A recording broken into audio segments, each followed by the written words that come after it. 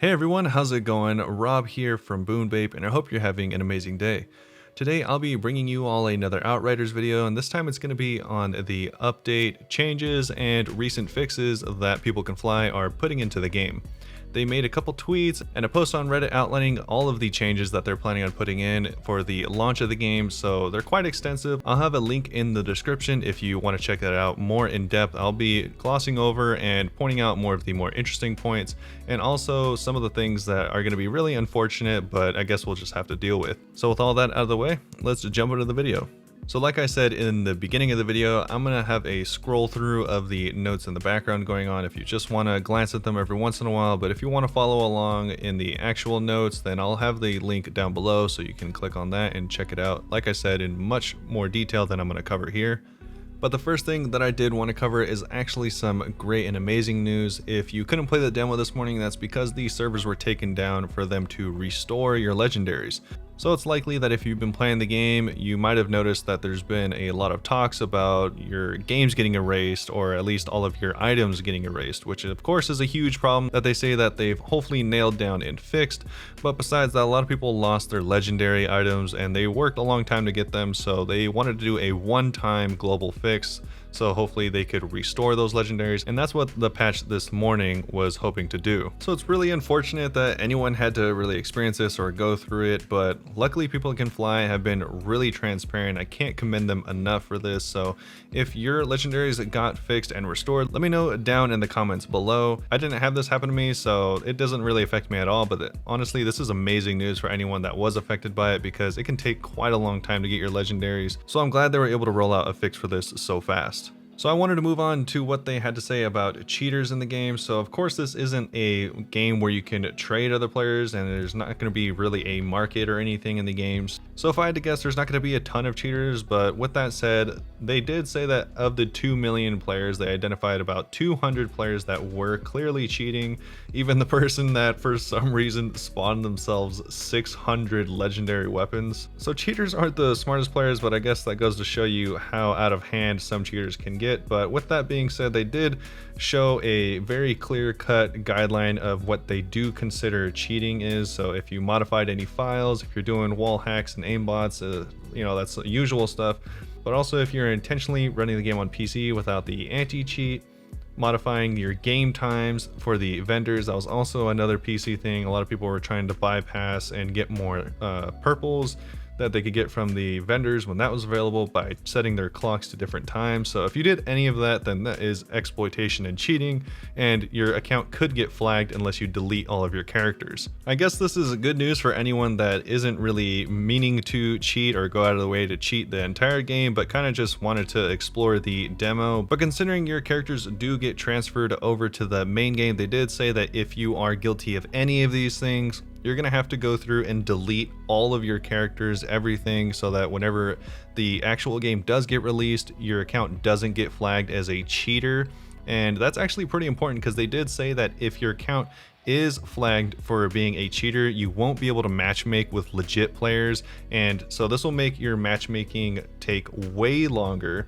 On top of that, you will have a discrete watermark in your HUD saying that you are a cheater. So even if you stream or make YouTube videos, for example, then likely there's going to be a watermark, and it's going to be very noticeable for anyone to identify whether that person has cheated or was a cheater in the past. So they did briefly go over the Hell Rangers set. Now, if you pre-order the game, of course, you're going to get this set for free, and they said it's going to be in your stash. So we don't know at this point whether or not it's going to be renewable multiple times, or if you just get the one set and you're done. They haven't really clarified that or anything like that, but it will be in the game once you launch it, and you should be able to get it from your stash immediately.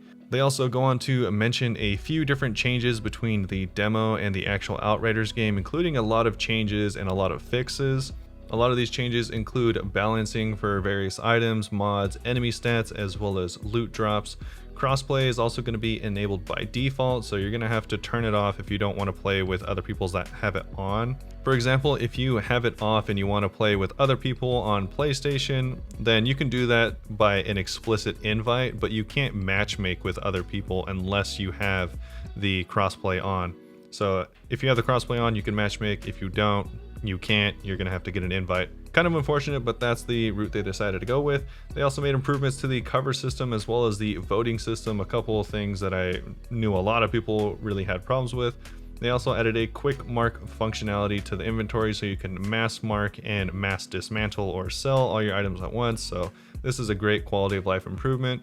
They said that there's a lot of stuff they're improving on top of this, and that it's hopefully all going to be in the pre-download that everyone is downloading for the game. If they're unsuccessful or unable to put this patch into your pre-download, then there will be a day one patch, but they did say it'll depend on whether they're going to be able to get to it and add it to the pre-download. And on top of that, it's going to depend on the different platform you're playing on. They also did mention that if you did play the demo at all and you have the game, your character will automatically be transferred over, as well as all the items that you have, so you don't need to manually go in and transfer your character or anything like that. As soon as you log in, it should recognize you and have your character ready and waiting for you to play. I'm really happy about a lot of information that they gave us. You know, again, continuing with that transparency, it's, like I said, amazing. I think the community, as well as really liking what the company's doing as far as communication and the direction of the game so far. So one of the main reasons I bought the game is because they were so transparent, and also they were able to patch the demo, not even the real game, multiple times before it's even been released, which is really something to say about a company. So I hope they continue this trend. But with that being said, this is a lot of great information, but I'm going to finish this video with kind of a downer, at least for PC players. And not just PC players, I guess, it actually affects kind of everyone, because I'm sure there's going to be players playing on PC that also have friends that play on Xbox or PlayStation, so it's really going to affect a lot of the community, which is unfortunate, but it's only going to be affecting everyone on day one, and that's going to be the launch times. What's nice is they did let us know whether we'll be able to preload the game as well as the day one patch, and so for Xbox, you're going to be able to preload the game starting today. So for the PlayStation, within 48 hours of the release, you'll be able to preload the game. Unfortunately, they don't have any news for whether you will or won't be able to preload the game for Steam yet. They say they're still working on it and will be putting out news on it shortly, hopefully. And as far as the Epic Games Store, if you bought it from there, then you cannot preload the game. And for Stadia, obviously you don't need to. So the big time bummer that I kind of wanted to put off all the way until the end is going to be the different launch times. What's nice is if you are a console, Xbox, or PlayStation, then it'll unlock at midnight on April 1st, depending for your specific country. For the US, that means that midnight EDT April 1st, which is 21 PDT on March 31st. So let me break that down to real English. For the US, that means the game is going to come out at 21 o'clock or 9 o'clock on March 31st. So you will get the game at 9 o'clock on March 31st if you're a console, which is amazing, but what's really not amazing is that's only for consoles. The PC players are going to have to wait until 9 a.m. the following day. So PC players and Stadia players will get the game on the 1st, like they said, at 9 a.m. in the morning, which is unfortunate because, like I said, a lot of PC players are gonna want to be playing this game when they can see all their friends playing this game on consoles and stuff like that. So it's gonna be a real tease watching streams until you're able to play the game, but they said that this is the best time for them as they'll be able to provide the most amount of support at this time.